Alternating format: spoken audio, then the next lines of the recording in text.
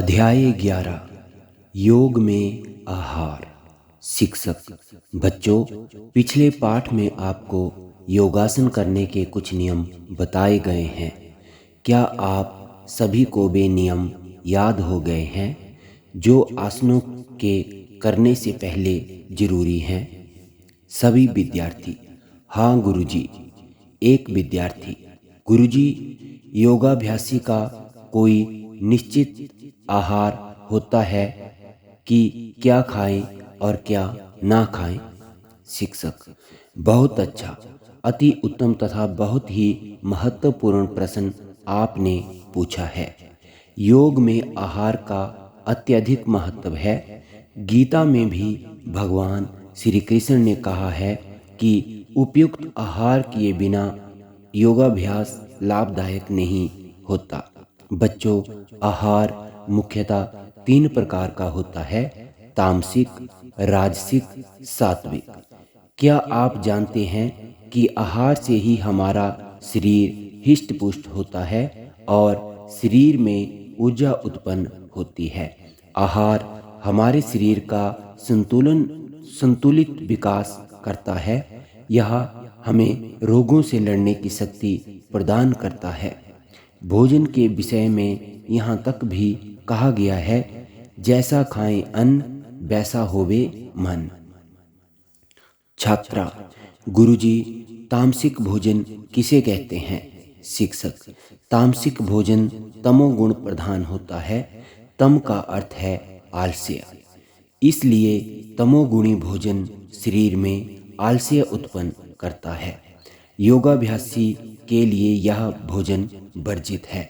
यह हमारे शरीर में कम पौष्टिकता प्रदान करता है। इसके अंतर्गत बासी भोजन, ठंडा भोजन, अचार, चटनी, डिब्बाबंद भोजन, मांस, मछली, अंडा और ठंडे पेय पदार्थ आते हैं।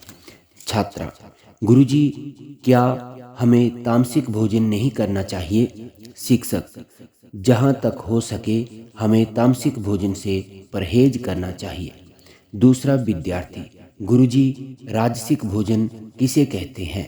शिक्षक जैसा कि इसके नाम से ही स्पष्ट होता है कि राजाओं जैसा भोजन राजसिक भोजन कहलाता है।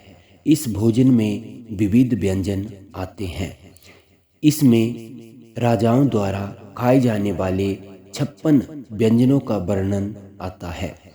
इस भोजन को बनाने में विविध प्रकार के मसालों का उपयोग किया जाता है।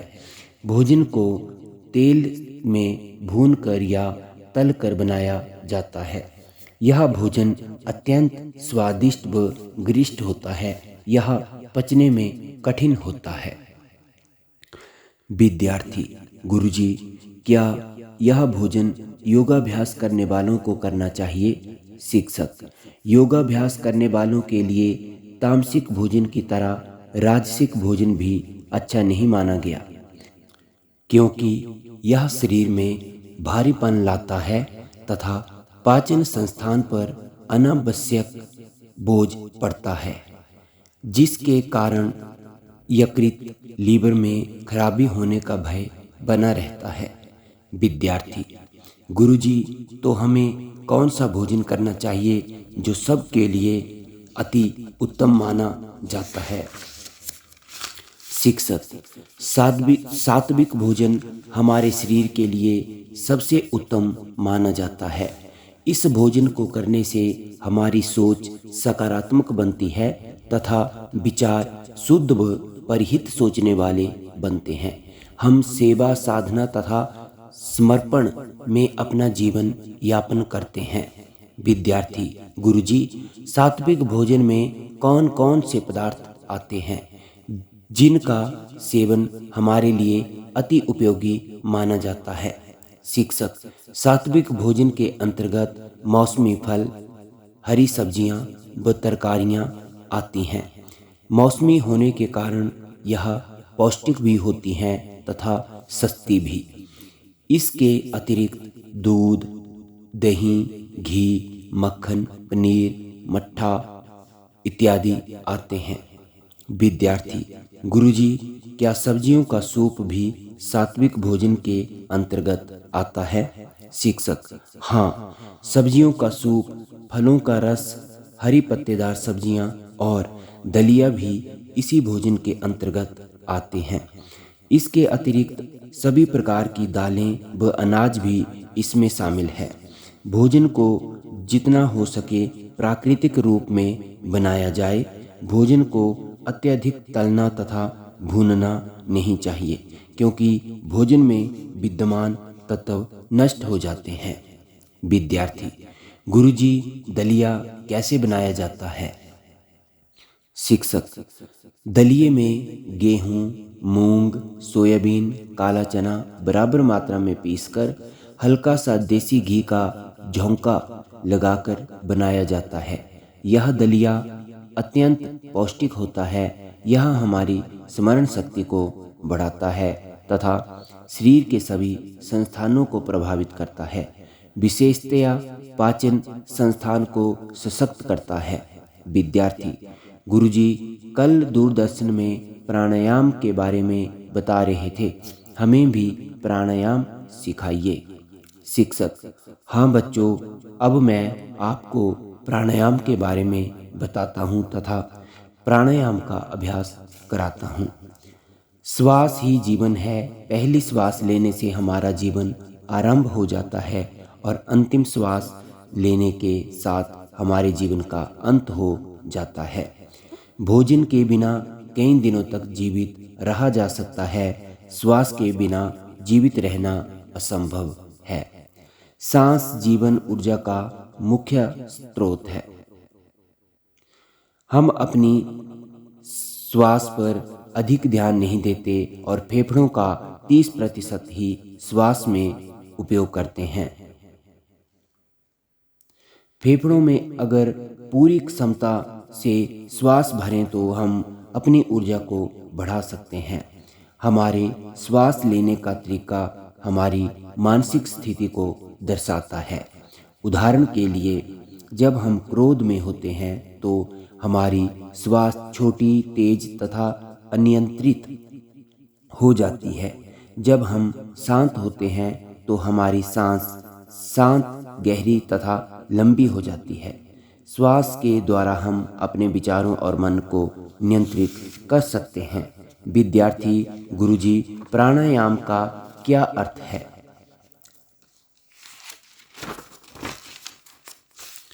शिक्षक, बच्चों, प्राणायाम दो शब्दों के मेल से बना है। प्राण जमा आयाम, अर्थात प्राणों का आयाम, प्राणों का विस्तार तथा प्राणों का नियंत्रण करना। जिस शक्ति के द्वारा हम जीवन शक्ति को बढ़ाते हैं उस विद्या को प्राणायाम कहते हैं। आओ बच्चों, पिछले आसन प्रकरण में पद्मासन का अभ्यास किया था, उसी आसन को लगाकर इस प्राणायाम का अभ्यास करें। प्राणायाम का अभ्यास करने के लिए पद्मासन लगाएं। कमर तथा गर्दन को बिल्कुल सीधा रखें। हाथों को ज्ञान मुद्रा में रखें। सर्वप्रथम हम आपको यौगिक श्वास का तरीका बताएंगे। यौगिक श्वास में पहले फेफड़ों को पूर्णतया सांस बाहर निकालकर खाली करें तथा पेट को भी पिचकाएं। फिर यौगिक श्वास के लिए धीरे धीरे नाक से सांस भरें तथा फेफड़ों को भी फैलाएं। श्वास प्रक्रिया धीमी, गहरी व लय युक्त हो। विद्यार्थी, गुरुजी, बहुत आनंद आ रहा है। यौगिक श्वास का भी अभ्यास करवाएं। शिक्षक, यौगिक श्वास को भी पद्मासन में करते हैं, अतः पद्मासन लगाए रखें तथा दोनों नथनों से सांस को धीरे धीरे बाहर इस प्रकार निकालें कि फेफड़ों से कार्बन डाइऑक्साइड पूर्णतः निष्कासित हो जाए और पेट पूर्णतः पिचक जाए। उदर के साथ साथ फेफड़ों में भी संकुचन हो। अब हम श्वास प्रश्वास क्रिया एक साथ करेंगे। श्वास बाहर निकालकर पेट तथा फेफड़ों को पूर्णतः पिचकाएं। अब धीरे धीरे श्वास पहले बताई गई विधि के अनुसार भरें तथा श्वास बाहर छोड़ें। 5 से 10 बार इस क्रिया का अभ्यास करें। इसे डायफ्रामेटिक ब्रीदिंग भी कहते हैं। विद्यार्थी: गुरुजी, क्या इस प्रकार की यौगिक श्वास प्रश्वास क्रिया से कोई लाभ है? शिक्षक: हाँ बच्चों, इस क्रिया के अभ्यास से हमारे शरीर में कार्बन डाइऑक्साइड तथा ऑक्सीजन का अनुपात बदल जाता है। शायद आपको मालूम होगा कि हमारे पाचन संस्थान तथा श्वसन संस्थान के मध्य डायफ्राम है, जो कि सामान्यतः श्वसन विशेषकर फेफड़ों से सटा रहता है, जिससे दूषित वायु कार्बन डाइऑक्साइड तथा नाइट्रोजन आसानी से बाहर नहीं निकलती। जब श्वास गहरा यानी उदर तक लिया जाता है तो डायफ्राम श्वसन संस्थान से हट जाता है तथा दूषित वायु खाली स्थान पर आ जाती है, और जब सांस बाहर छोड़ते हैं तो उदर पिचक जाता है तथा साथ ही डायफ्राम श्वसन संस्थान से चिपक जाता है और दूषित वायु बाहर निकल जाती है। विद्यार्थी: गुरुजी, प्राणायाम से संबंधित अन्य क्रियाओं के बारे में भी बताएं। शिक्षक: प्राणायाम में श्वास प्रश्वास की क्रिया जानने के बाद लयबद्ध श्वास प्रश्वास के बारे में जानकारी तथा अभ्यास करवाऊंगा। श्वास प्रश्वास की क्रिया की भांति सर्वप्रथम पद्मासन की स्थिति में बैठें तथा दोनों हाथों को दोनों घुटनों पर ज्ञान मुद्रा में रखें। अब आंखें बंद कर के धीरे धीरे दोनों नथनों से सांस अंदर भरें तथा थोड़ी देर रुकने के बाद सांस धीरे धीरे नथनों से बाहर निकालें। सांस लेते समय तथा छोड़ते समय ध्यान श्वास पर लगाएं। श्वास लेने तथा छोड़ने का समय बराबर हो। इस प्रकार श्वास ले तथा छोड़ें जिससे श्वास प्रश्वास में एक लय बन जाए। उदाहरण के लिए 15 सेकंड में सांस लें तथा 15 सेकंड में श्वास छोड़ें। इस क्रिया को 15 से 20 बार दोहराएं। विद्यार्थी: गुरुजी, लयबद्ध श्वास प्रश्वास के लाभ के बारे में हमें जानकारी दें। शिक्षक: बच्चों, प्राणायाम की इस क्रिया से हमारा शरीर प्राकृतिक लयबद्धता को प्राप्त होता है। इसके अतिरिक्त यह हमें नकारात्मक प्रभावों से बचाता है तथा हमारे जीवन में सामंजस्य लाता है। विद्यार्थी: गुरुजी, कल दूरदर्शन में ओम का उच्चारण एक विशेष विधि से किया जा रहा था, क्या यह भी प्राणायाम है? शिक्षक: हाँ बच्चों, यह एक बहुत ही अच्छा प्राणायाम है। इसे उद्गीत प्राणायाम भी कहते हैं। विद्यार्थी: गुरुजी, हमें भी यह प्राणायाम सिखाएं। शिक्षक: हाँ, आओ हम यह प्राणायाम करें। पद्मासन में सभी बच्चे बैठ जाएं। दोनों हाथों को ज्ञान मुद्रा में दोनों घुटनों पर रखें। धीरे धीरे श्वास को दोनों नथनों से बाहर निकाल दें। धीरे धीरे लंबा तथा गहरा श्वास भरें तथा ओम का उच्चारण अ, उ तथा म से करें। अ तथा उ का उच्चारण करते समय श्वास मुंह से तथा म का उच्चारण करते समय नाक से श्वास बाहर छोड़ें। इस प्राणायाम का अभ्यास 5 से 7 बार करें। विद्यार्थी: गुरुजी, इस प्राणायाम का हमारे शरीर और मन पर क्या प्रभाव पड़ता है? शिक्षक: हाँ, प्राणायाम का हमारे पूरे शरीर व मन पर बहुत अच्छा प्रभाव पड़ता है। बच्चों, आपको मालूम होगा कि ऑक्सीजन हमारे जीवन के लिए कितनी जरूरी है तथा कार्बन डाइऑक्साइड हमारे लिए कितनी हानिकारक। जब हम यह प्राणायाम करते हैं तो ऑक्सीजन भरपूर मात्रा में हमारे फेफड़ों में जाती है तथा कार्बन डाइऑक्साइड पूरी तरह बाहर निकलती है। परिणाम स्वरूप हमारे शरीर में रक्त की शुद्धि होती है तथा मन एकाग्र होकर पढ़ाई में लगता है तथा रक्त की शुद्धि के कारण शरीर पूर्णतः निरोग हो जाता है।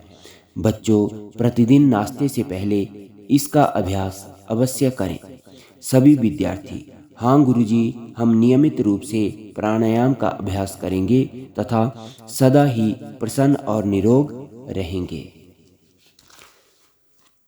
अध्याय 11 योग में आहार अभ्यास के प्रश्नों के उत्तर।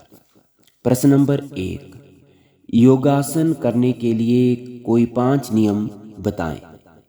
नंबर 1, योगासन करते समय बातचीत नहीं करनी चाहिए। नंबर 2, कोई भी आसन झटका देकर नहीं करना चाहिए। नंबर 3, खाली पेट ही आसन करने चाहिए। नंबर 4, योगासन करने से पूर्व शौच कर्म से निवृत्त होना आवश्यक है। नंबर 5, योगासन करते वक्त नाक से ही सांस लेनी चाहिए। प्रत्येक आसन के बाद सब आसन किया जाना चाहिए। प्रश्न नंबर 2, आहार कितने प्रकार का होता है? आहार मुख्यतः 3 प्रकार का होता है: तामसिक आहार, राजसिक आहार, सात्विक आहार। प्रश्न नंबर 3, सात्विक आहार करने का हमारी सोच पर क्या प्रभाव पड़ता है? सात्विक आहार करने से हमारी स्मरण शक्ति बढ़ती है तथा शरीर के सभी संस्थानों को प्रभावित करता है। प्रश्न नंबर 4, प्राणायाम का क्या अर्थ है? प्राणायाम 2 शब्दों के मेल से बना है, प्राण जमा आयाम, प्राणायाम, जिसका अर्थ है प्राणों का आयाम, प्राणों का विस्तार तथा प्राणों का नियंत्रण करना। जिस शक्ति के द्वारा हम जीवन शक्ति को बढ़ाते हैं उस विद्या को प्राणायाम कहते हैं। प्रश्न नंबर 5, प्राणायाम के क्या लाभ हैं? प्राणायाम का हमारे पूरे शरीर और मन पर बहुत अच्छा प्रभाव पड़ता है। जब हम प्राणायाम करते हैं तो ऑक्सीजन भरपूर मात्रा में हमारे फेफड़ों में जाती है तथा कार्बन डाइऑक्साइड पूरी तरह बाहर निकलती है। इससे हमारे शरीर में रक्त की शुद्धि होती है तथा मन एकाग्र होकर पढ़ाई में लगता है तथा रक्त की शुद्धि के कारण शरीर पूर्णतः निरोग हो जाता है। प्रश्न नंबर 6, यौगिक श्वास प्रश्वास क्रिया के क्या लाभ हैं? यौगिक श्वास प्रश्वास क्रिया से हमारे शरीर में कार्बन डाइऑक्साइड तथा ऑक्सीजन का अनुपात बदल जाता है। इस क्रिया को करने से डायफ्राम श्वसन संस्थान से हट जाता है तथा दूषित वायु खाली स्थान पर आ जाती है और जब सांस बाहर छोड़ते हैं तो उदर पिचक जाता है तथा डायफ्राम श्वसन संस्थान से चिपक जाता है और दूषित वायु बाहर निकल जाती है।